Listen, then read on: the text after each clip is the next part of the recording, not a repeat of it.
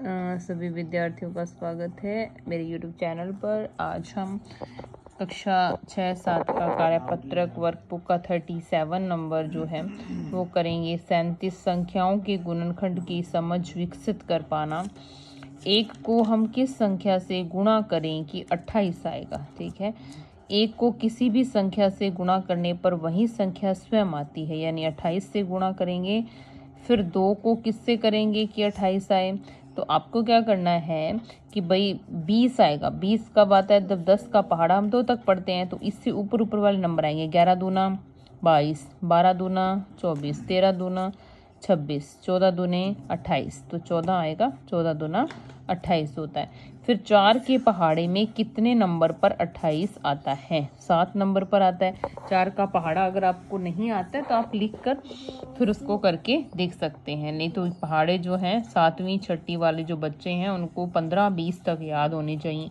फिर 4, अब यहाँ 7 लिखा हुआ है, तो 4 के पहाड़े में अगर 7 नंबर पर 28 आता है तो 7 के पहाड़े में कितने नंबर पर 28 आएगा? 4 नंबर पर। ठीक है, उसके बाद 72 जो है 9 के पहाड़े में कितने नंबर पर 72 आता है? तो 8 नंबर पर आता है। फिर 6 फिर 6 गुणा 6 गुणा फिर क्या आएगा? फिर बराबर में 72। अब यहाँ देखो, इसके हमें 2 गुणनखंड और चाहिए भाई। 6 तो एक तो है ही है, और बराबर में कितना है? 72 है। इस तरीके से है, और गुणा हमें 2 करने हैं। यहाँ पे कौन सी संख्या आएंगी? तो 6 तो पहले ही आ चुका। अब 6 के कितने, कौन से पहाड़े में 6 नंबर पर 72 आता है? तो हम 10 से बड़े बड़े पहाड़े देखते हैं। 11 में तो आएगा नहीं। क्यों? क्योंकि 11 के पहाड़े में 11, 22, 33, 44, 55, 66 या तो सब आते हैं। और 12 के पहाड़े में शुरू करते हैं। तो 12 के पहाड़े में 12 दूना 24 बार 30, 36 बार 48 बार 65 बार 6 72, तो 6 नंबर पर आ गया ना। तो 12 6 क्या होता है? 72 होता है। तो 6 तो यहाँ है ही है, और हमें 12 है चाहिए। यहाँ पे 2 नंबर लिखने हैं, उन दोनों नंबर का गुना कितना होना चाहिए? 12। तो हम लिख सकते हैं 6 और 2। 6 और क्या लिख सकते हैं? 2 लिख सकते हैं। 4 और 3 लिख सकते हैं। इनका गुणा क्या होता है? 12 होता है। तो यहाँ पर 6 और 2 लिखना है। ये जो 1 है 21 लिख रखा है, ये गलत है। यहाँ पे 6 और 2 आएगा। ठीक है बेटा, इनको शार्प करो। उसके बाद देखिए 4 है और यहाँ 72 आना चाहिए। फिर हम ये चेक करेंगे कि 4 किस पहाड़े में 4 नंबर पर 72 आता है। तो अब वहीं वापस प्रक्रिया अपनाएंगे कि 12 का पहाड़ा पढ़ लिया 4 तक, फिर 13 का पढ़ लिया, फिर 14 का 13, 14, 14, 28, 34, 42, 44, 56। 14 के पहाड़े में 4 नंबर पर 56 है, तो इसका मतलब अभी तो 72 लाना है। तो हम 15, 16, 16 के पहाड़े में देखते हैं 4 नंबर पर कितना आता है। 16 दूनी 32, 16 43, 16 चौके 64, तो 16, 17, 18। 18 के पहाड़े में आएगा 4 नंबर पर 72। 18 दूनी 36, 18 तीस 54, 18 चौके 72, तो 18 नंबर आ गया यहाँ पे। फिर अब वापस यही प्रक्रिया, 3 दूनी कितना होता है? 6। ठीक है, जैसे हमने यहाँ किया था, देखो 6, तो 6 ये है और 6 ही वो है, और बराबर में 72 है। तो यहाँ कितने बच गए? 12, तो 12 यहाँ लिख दिए। अभी हमने ये करके भी दिखाया था भाई। 6 तो लिखा ही हुआ है, तो वहाँ 6 ऐसे लिखा हुआ था, और यहाँ पे 6 3 गुणा 2 लिखा हुआ, बनेगा तो 6 ही। और बाद में कितने बच गए? 12 बच गए। और 12 के गुणनखंड क्या क्या हो सकते हैं? मतलब 12 को हम कितने तरीकों से जो है वो लिख सकते हैं। 12 को हम लिख सकते हैं, देखो 12 गुणा 1। किसी भी संख्या को 1 से गुणा करते हैं तो वही संख्या रहती है।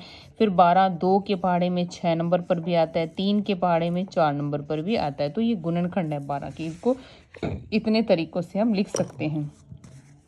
फिर आता है 84। शॉर्प हुई नहीं बेटा। 84 जो है वो किस पहाड़े में 7 नंबर पर आता है? तो 12 के पहाड़े में आता है। फिर वापस ये प्रक्रिया देखिए, 3 गुणा 2 6 हो गई, और बराबर में कितना है? 84। यानी किस पहाड़े में 6 नंबर पर 84 आता है, ये हमें चेक करना होता है। जैसे देखिए 3 लिखा हुआ है, गुणा में डैश है, फिर 2 है, फिर 84 लिखा हुआ है। तो 3 दूनी कितना हो गया? 6, और यहाँ कितना है? 84। अब हमें देखना है किस पहाड़े में 6 नंबर पर 84 आता है। 12 छिके 72 होता है, 13 छिके 78 होता है, 14 छिके 84 होता है। तो तो यहाँ पे आएगा 14।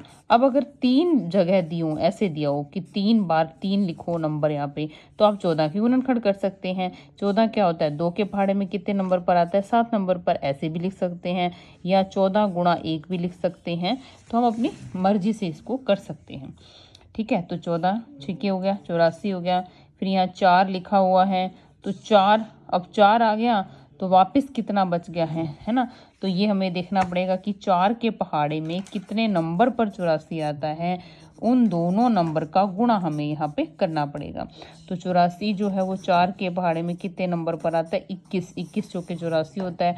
अब 21 के 2 गुणनखंड करने हैं, तो है तो 21 गुणा 1 लिख दो, चाहे 3 गुणा 7 लिख सकते हैं। तो यहाँ पे 3 गुणा 7 लिखा हुआ है। फिर 7 दूनी 14, जो 14 आ गया, ये रहा, ये भी 14 बन रहे हैं। तो क्या लगाएंगे बीच में 6, 3 दूनी 6, 14 छक्के 84। इस तरीके से जो है हम गुणनखंड को कर सकते हैं। फिर इन गुणनखंडों का वृक्ष पूरा करना है। 32 क्या होता है, 16 दूना 32 और 16, 8 दूनी 16, 2 एकम 2 लिखा हुआ है। फिर 72, 9 8 72, 9 एकम 9 लिख सकते हैं, 8 एकम 8 लिख सकते हैं, नहीं तो हम 9 को 3 गुणा 3 भी लिख सकते हैं। 9 3 गुणा 3 होता है, 8 4 गुणा 2 होता है, या 2 गुणा 4 भी लिख सकते हैं इसको। फिर तीसरा प्रश्न है, अभाज्य गुणनखंड कीजिए। तो अगर कोई भी सम संख्या है, जैसे ये सम है, सम कौन सी होती हैं, जिनका इकाई का अंक जो है वो 0 2 4 6 8 होता है। तो इनके इकाई के अंक यही हैं। जिनके ये इकाई के अंक होते हैं उनका 2 से जो है वो पूरा पूरा भाग जाता है। जैसे 4 है, 2 के पहाड़े में कितने नंबर पर आता है, 2 नंबर पर। 6 कितने नंबर पर आता है, 3 नंबर पर। और 2 कितने नंबर पर आता है, 1 नंबर पर। तो ये 231 हो गया। अब 231 में इकाई का अंक इन में से कोई नहीं है, यानी ये सम संख्या नहीं है। इसका मतलब कि ये 2 से भाग नहीं जाएगा। तो फिर ये किससे भाग जाएगा, तो ये जाएगा 3 से। अब 3 से चेक करके देखते हैं। तो 7 के पहाड़े में 3 नंबर पर क्या आता है, 21 आता है। जैसे हम 231 को भाग देंगे 3 से, तो 3 के पहाड़े में 7 नंबर पर 21 आया, फिर 21 बच गया, फिर 7 आया। तो ये इस तरीके से 77 आ गया। अब 77 जो है वो हमें सीधा ही पता है। जो ये संख्या होती है 11 22 33 44 55 66, ये किस पाड़े में आती है, 11 में। और 11 के पाड़े में 77 कितने नंबर पर आएगा, 7 पर आएगा, और 7 1। इस तरीके से हम सभी संख्याओं के अभाज्य गुणनखंड जो है वो कर सकते हैं। आपको ये ध्यान रखना है कि जो संख्या सम हो, मैंने बता दिया सम क्या होते हैं, जिनके इकाई के अंक 0 2 4 6 8 हो, उनका हमेशा 2 से ही भाग जाएगा। लेकिन जो संख्या सम नहीं है, उस संख्या का हमें ये चेक करना पड़ेगा कि वो संख्या जो है वो किस से विभाजित होने वाली है। ठीक है, और यहाँ पर आएगा 5।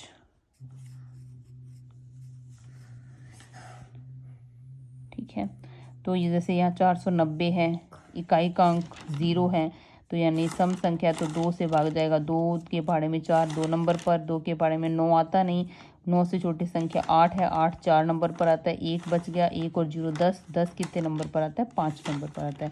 अब इसके इकाई का अंक कितना आ गया है, 5। जिसके इकाई का अंक 5 और 0 हो, वो हमेशा 5 से विभाजित होता है। ठीक है, 0 वालों को तो हमने करना ही पहले 2 से है, लेकिन जिसके इकाई का अंक 0 और 5 हो, वो 5 से भी विभाजित होता है। तो ये 5 से कटेगा तो 24 5 के पहाड़े में आता नहीं। 24 से छोटी संख्या 5 के पहाड़े में क्या आती है, 20 आती है। और 20 कितने नंबर पर आता है, 4 नंबर पर। 20 आएगा तो कितने बच जाएंगे, 24 में से 20 माइनस करेंगे तो कितने बच जाएंगे, 4। 4 और 5 कितने हो गए, 45। और 45 5 के पहाड़े में कितने नंबर पर आता है, 9 पर आता है। और 4 और 9 49। 49 जो है वो 7 का वर्ग होता है, यानी 7 7 49, और यहाँ पे 7 एकम 7 आ गया। इस तरीके से आप जो है अभाज्य गुणनखंड कर सकते हैं। ये देख लीजिए, ये इसके आंसर्स हैं। ठीक है, ये इकाई का अंक 2 है तो 2 से भाग जाएगा, फिर 6 है, फिर 2 से, फिर 2 8 2 से। तो ये सम संख्या लगातार यहाँ पर तक चलती जाएगी।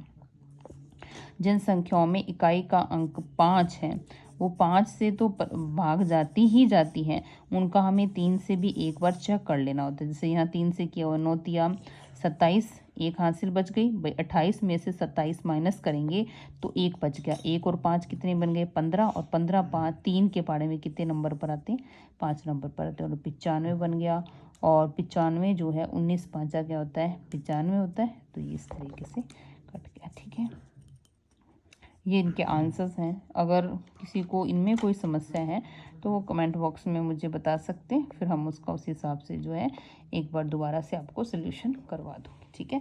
तो ये कार्यपत्रक नंबर 37 और पेज नंबर हमारा हो गया है 50। उसके बाद देखिए आकलन 7, निम्न में से 15 का गुणज कौन है। 15 का गुणज कौन है, तो 15 का गुणज है 30। गुणज का मतलब क्या होता है, गुणज का मतलब होता है जिसके गुणज पूछे हैं हमें उसका पहाड़ा लिखना है। जैसे 15 का गुणज पूछ लिया तो 15 का पहाड़ा, 15 एकम 15, 15 दूना 30, तो इसमें 30 आ गया। तो इसका मतलब 15 का गुणज क्या है 30 है। गुणज में हमें पहाड़ा लिखना होता है और गुणनखंड में हमें ये बताना होता है कि वो संख्या जो है वो किस पहाड़े में आती है। जैसे दूसरा प्रश्न है, निम्नलिखित में से 12 का कोई एक गुणनखंड है, यानी 12 जो है इनमें से किस पहाड़े में आता है। क्या 7 के पहाड़े में 12 आता है, क्या 9 के पहाड़े में आता है, या 11 के पहाड़े में आता है। नहीं आता, 4 के पहाड़े में आता है। अभी हमने बात भी की थी 12 की, तो 4 के पहाड़े में आता है। तो गुणनखंड में हमें ये बताना होता है कि ये किस पहाड़े में आता है, और गुणज में हमें ये बताना होता है कि क्या ये इस पहाड़े का एक नंबर है। 48 किस संख्या का गुणज है, यानी 48 किस पहाड़े में आता है। क्या 5 के पहाड़े में 48 आता है, नहीं। 7 में, 9 में आप पढ़ के देख लीजिए तो 12 में आता है। 12 में इकाई का अंक 2 है और 48 के अंक में इकाई का अंक 8 है, और 8 भी सम संख्या और 12 भी सम संख्या है। तो इस तरीके से ये भी आप निकाल सकते हैं। और कौन सी संख्या इनमें से 2 से विभाजित होगी, मैंने अभी पिछले ही कार्यपत्रक में बताया, जिनमें इकाई का अंक सम संख्या हो, और सम संख्या सिर्फ इसी नंबर में आपको दिख रही है। यहाँ पे 7 है, विषम है, यहाँ पे 5 है, यहाँ पे 1 है और यहाँ पे 6 है। तो सम संख्या जो होती हैं वो ही 2 से पूर्णतः विभाजित होती हैं। मतलब इकाई का अंक मतलब इस तरफ से पहला नंबर 6 है और 6 एक सम संख्या है दाईं तरफ से, ठीक है। जिस हाथ से हम लिखते हैं, जनरली ये बोलते हैं लेकिन सभी दाएं हाथ से नहीं लिखते हैं, इसलिए ये थोड़ा बताना जो है गलत सा हो जाता है। अब पांचवा जो है, इसमें आपको बताना है कि कौन सी संख्या 5 से विभाजित होती है। जिन संख्याओं में इकाई का अंक 5 होता है, क्या होता है 5, और होता है 0, वो हमेशा 5 से विभाजित होती है। तो ये दूसरी, ये तीसरी, ये। अब आपको कमेंट बॉक्स में बताना है कि और कौन सी 2 संख्याएं जो विभाजित होंगी। तो मैं बता देती हूँ, चलो 75 और 115। इनमें इकाई का अंक जो है वो 5 है। जिनमें इकाई का अंक 0 और 5 हो वो हमेशा 5 से विभाजित होगी। जिनमें सिर्फ 0 हो तो वो 2 से, 5 से, 10 से, इनमें से विभाजित होंगी, ठीक है। सिर्फ 0 वाला अगर हमें देखना हो तो वो 2, 5 और 10 से विभाजित होगा। अब छठा जो प्रश्न है उसमें गुणज और गुणनखंड पूछे हुए हैं। गुणज 5 संख्या तक बताने हैं 32 के, तो 32 का पहाड़ा 5 तक लिखना है हमें। 32 दूना 64, 32 तिया 96 और 32 चौके 128, 4 दूनी 8 और 4 तिया 12 और फिर 32 5 160। ठीक है। फिर 60 का पहाड़ा 5 तक लिखना है, तो 6 का पहाड़ा लिख लीजिए और पीछे क्या लगा देना है, इकाई का अंक 0 लगा देना है। तो 0 0 लगा दिया और 6 का पहाड़ा लिख दिया। अब गुणनखंड में बताना है कि 32 किस किस पहाड़े में आता है। 32 इकाई का अंक 2 है, यानी एक सम संख्या है। तो सम संख्या जिसमें इकाई का अंक होता है वो 2 से आ जाता है पहाड़ा, 4 से भी जाएगा, 8 से भी जाएगा, क्योंकि ये सारी सम संख्याएं हैं। और 32 से जाएगा, और किस संख्या से जाएगा वो हमें चेक कर लेना है। एक बात आपको ध्यान रखनी है, किसी भी संख्या के गुणनखंड निकालने, जैसे 32 के निकाल रहे हैं तो इसमें गुणनखंड में 1 और 32 तो आएगा ही आएगा। फिर ये सम संख्या है तो 2 भी आएगा। इस तरीके से आपको इनके गुणनखंड ज्ञात करने हैं। तो यहाँ पर 1 और 32 जो है वो लिखने हैं, यहाँ पर 1 और 60 लिखने हैं, इस तरीके से। तो ये इसके गुणनखंड लिखने हैं। अब सार्व गुणनखंड मतलब जो सब में आए, 27 के गुणनखंड पहले लिख लीजिए, फिर 90 के लिख लीजिए, फिर 15 के लिख लीजिए, फिर जो तीनों में आए हैं वो कौन है, तो 3 है सार्व गुणनखंड, ठीक है। इस तरीके से 8वें प्रश्न में गुणनखंड लिखिए और बताइए कि दी गई संख्या भाज्य है या अभाज्य है। तो इनके गुणनखंड लिखने हैं। जिनके 2 से अधिक गुणनखंड होते हैं वो संख्याएं क्या होती हैं, भाज्य होती हैं। इनमें से कौन सी संख्या अभाज्य है, 57 है। क्योंकि 57 जो है अपने पहाड़े के अलावा किसी और पहाड़े में नहीं आती है। ठीक है, उसके बाद ये 8 के पहाड़े में तो 63 नहीं आता, गलत लिखा हुआ है। 9 10 63। 9 के पहाड़े में 7 नंबर पर 63 आता है, और 3 21 तिया 63, 21 भी इसका गुणनखंड है। 21 तिया 63 8 के पहाड़े में नहीं आता, 8 8 तो 64 होता है। ठीक है, इसको कर सकते हैं इस तरीके से। उसके बाद देखिए 35 जो है 7 के पहाड़े में 5 नंबर पर आता है, तो ये 1 5 35 और 7 लिखा हुआ है। ठीक है, तो ये आंकलन नंबर 7 हो गया। ठीक है, उसके बाद देखें कार्यपत्रक 38 में आपको भुजाओं की संख्या गिननी है और इस आकृति का नाम बताना है। देखिए इसमें भुजाओं की संख्या कितनी है, 3। इसमें 4 भुजाएं कौन सी होती है, देखो 1 2 3, इसमें 1 2 3 4, इसमें 1 2 3 4 5, 1 2 3 4 5 6, 1 2 3 4 5 6 7 8। ठीक है, तो 8 भुजाओं की ये संख्या में लिखनी है। भुजा कौन सी होती है, जिसके 2 अंत बिंदु हो। देखो यहाँ पर ये इस तरीके से यहाँ बंद हो गई, यहाँ मोड़ है, ये बिल्कुल सीधी जा रही थी, फिर यहाँ से मुड़ेगी इस तरीके से। तो इसमें कितनी भुजाएं हैं, तो इसमें 3 भुजाएं हैं। इस तरीके से हमें सब में भुजाओं की गिननी है और उनको बताना है कि क्या आकृति। तो पहली त्रिभुज है, दूसरी वर्ग है, फिर पंच, फिर षटभुज और फिर 8 भुजाएं हैं, तो अष्टभुज इसको कहते हैं। अब तीसरे प्रश्न में देखिए हमें फलक बताने हैं। फलक कौन से होते हैं, तो देखो इसके ये फलक हैं, एक इधर एक ये। एक कमरे की तरह हम इसको मानकर चलें तो कमरे में एक होती है छत, एक होती है फर्श, तो 2 फलक हो गए। आमने सामने की 4 होती हैं दीवारें, तो 2 तो छत और फर्श हो गए, और 4 क्या हो गई, दीवारें हो गई। तो कितने फलक हो गए, 6 फलक हो गए।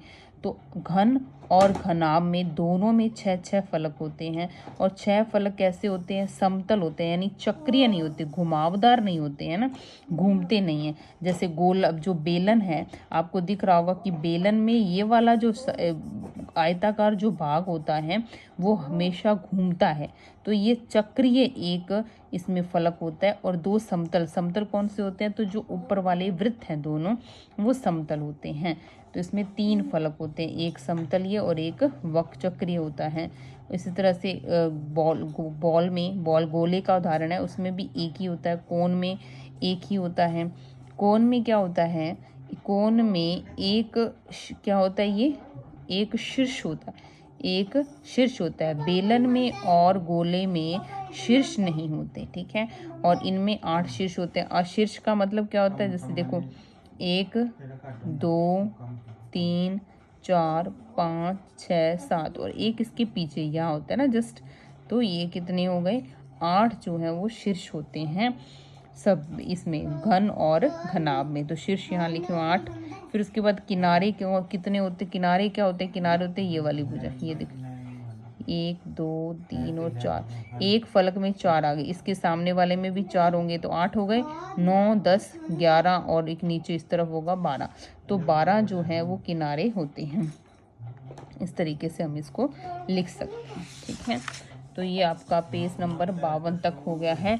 53 नंबर पेज में यहाँ पे आपको क्या करना है, त्रिभुज गिनने हैं, आयत गिनने हैं, वर्ग गिनने हैं और वृत्त गिनने हैं। आप बताइए क्या किसमें कोई गलती है या ये सही है। ठीक है, आपको गिनने हैं। मैं बता देती हूँ, ये जो है ये त्रिभुज है, दिख रहा है सबको। फिर उसके बाद ये क्या है, वर्ग है। फिर ये क्या है, वृत्त है। और ये सब क्या है, आयत है, दिख रहे हैं। आयत और वर्ग में क्या फ़र्क है, तो आयत की सभी भुजाएं बराबर नहीं होती हैं, वर्ग की बराबर होती हैं। आयत में आमने सामने की भुजाएं जो है वो बराबर होती है, तो आपको गिनकर लिखने हैं। माचिस के डिब्बे में कितनी सतह होती है, अभी हमने पढ़ा कितने होते हैं, घन और घनाभ में फलक तो 6 होते हैं। माचिस की डिब्बी किसकी तरह दिखती है, आयत की तरह, क्योंकि इसमें लंबाई और चौड़ाई जो है वो बराबर नहीं होती। ऐसी 4 वस्तुओं के नाम लिखें जिनकी सतह आयत की आकृति जैसी होती है। माचिस की होती है, अभी हमने बात की, मेज की होती है, ईंट की होती है, चारपाई की होती है। एक बॉक्स, एक आप इसमें वो भी लिख सकते हैं आयत के जैसी, कोई भी बॉक्स, जैसे चौक का बॉक्स होता है वो आयताकार भी हो सकता है और उसको वर्गाकार भी हम लिख सकते हैं। ठीक है। 6 समान आकार की सतहों से बने डिब्बे को क्या कहते हैं? समान आकार की सतहों से मिलकर बने, समान जो मिलेंगे वो घन होगा और असमान से क्या बनता है? घनाभ बनता है। ठीक है, घन आएगा इसका उत्तर। ईंट की आयत कैसी दिखती है? तो ईंट आयत की जैसी होती है। एक घनाभ में कितने आयत होते हैं? तो 6 आयत होते हैं। घन में आमने सामने की सतह कैसी होती हैं? समान होती हैं। ठीक है। बिना ढक्कन का चौक का डिब्बा 5 सतहों से मिलकर खोलने को बना है। इसकी सतह कैसी होगी? तो 5 सतहों से कैसे बिनकर बना है? क्योंकि इसका ऊपर वाला ढक्कन नहीं है। तो अब ऊपर वाला ढक्कन नहीं है तो ये देखो ऐसे बनेगा क्या? देखो इधर ये वाला बीच वाला पोर्शन है, यानी नीचे वाला तल है, तो ये इधर वाला ढक्कन इधर से यहाँ लग जाएगा, ये इधर से इधर लग जाएगा, और ये वाला जो ढक्कन है वो इधर लग जाएगा, और ये वाला किधर लग जाएगा? इधर लग जाएगा। तो यहाँ बस इतने ही बनेंगे, ये नहीं बनेगा। ये बन जाएगा तो ये बंद हो जाएगा, यानी 6 हो जाएंगे। हमें तो फलक कितने चाहिए? 5 सतह हैं, तो ये नहीं आएगा इसमें। ठीक है। फिर कार्यपत्रक 40 देखिए। कार्यपत्रक 40 में बंद आकृति जो है घनाभ की ऐसी होती है, घन की ऐसी होती है, और घनाभ की जो है वो ऐसी होती है। घन और घनाभ में फ़र्क क्या है? तो घन में क्या है? सभी भुजाएं, ये देखने में इसकी जो सभी सतहें हैं वो कैसी लग रही है? वर्ग लग रही हैं। इसमें आयत लग रहा है, तो वर्ग वाले में सभी क्या होंगी? समान होंगी, और आयत वाले में सभी समान नहीं होंगी।